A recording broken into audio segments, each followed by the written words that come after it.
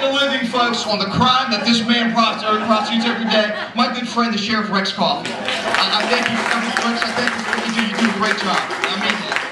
We know that. I also want to thank his right-hand man, Jack Hurd. That's my best friend out there, Jack Hurd, the Sheriff's Office. That's a good man. He keeps me straight. I think a commissioner was here. Ruben Collins was here. Commissioner Ruben Collins was here. I think he has to leave. He might be here, I'm not sure. And then, the guy that, inspires me, there's no doubt about that, just a guy who's a class act, Delegate Peter Murphy. I just want to thank him. He inspires me. He's the real deal. Real deal.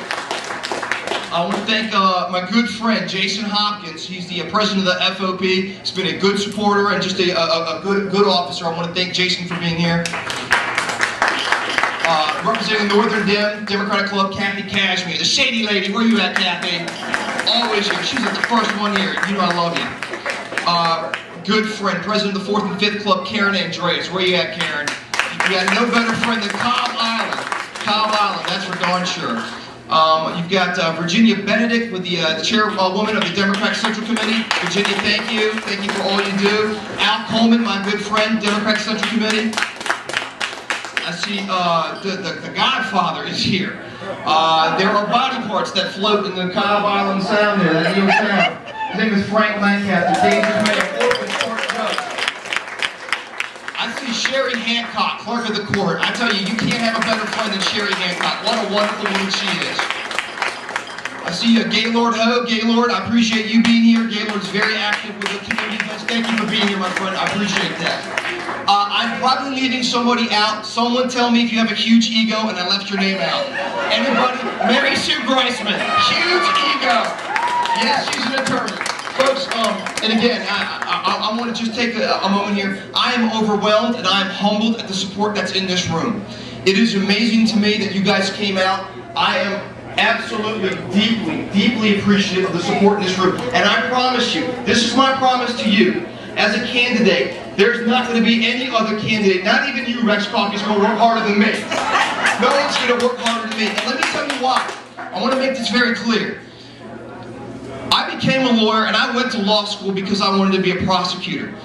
I have always felt, and I've always felt this, that and a lot of my friends, my liberal friends would always say, oh, how can you be a prosecutor? You should be a defense attorney and help the indigent, or you should be an environmental attorney. And those are all fine professions. But I've always believed that if you believe in justice, if you actually mean that, not the hokey way people talk about it, but you mean doing the right thing, punishing those who commit serious crime, who hurt people, but also being fair to those who are innocently accused, or those who are just being accused of something for political reasons, or just because they're on the poor side of things. If you want to do actual justice, there is only one position that can do that, and that is the state's attorney. I believe that. I believe that from the bottom of my heart. Being a prosecutor, you have the discretion. The judges don't have discretion. Sometimes the police don't have discretion. They get a complaint, they have to take a charge out. It is the state's attorney that can review a case and make the right call. And that is why I wanted to be a state's attorney. As soon as I got my law degree, Candace, I got offers from firms from Baltimore, from DC, all over the place. But I wanted to come back to Charles County. This is my home. This is where I was born. This is where I was raised. God only knows where I'm going to die, but my money's on Charles County. This is my home.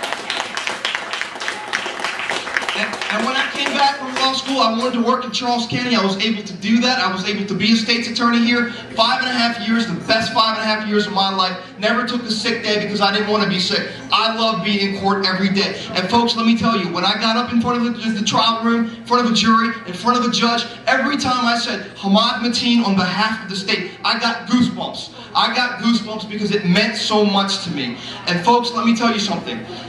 I've learned so much now on the other side. I've gotten to see the different perspective of it. I've been able to have some success, some financial success, with my own private firm. But I give it up in a second to serve the people of Charles County, to serve the citizens of Charles County, to put away the violent criminals, to be a fair, tough, and smart prosecutor that the people of Charles County deserve. I want to be your state's attorney, and I promise you, with your support, with you telling your friends, with you telling your family to vote for me, that you go out there and knock on doors for me, you tell your friends about me, you make phone calls for me, you wear my t-shirts, which are on sale, I believe.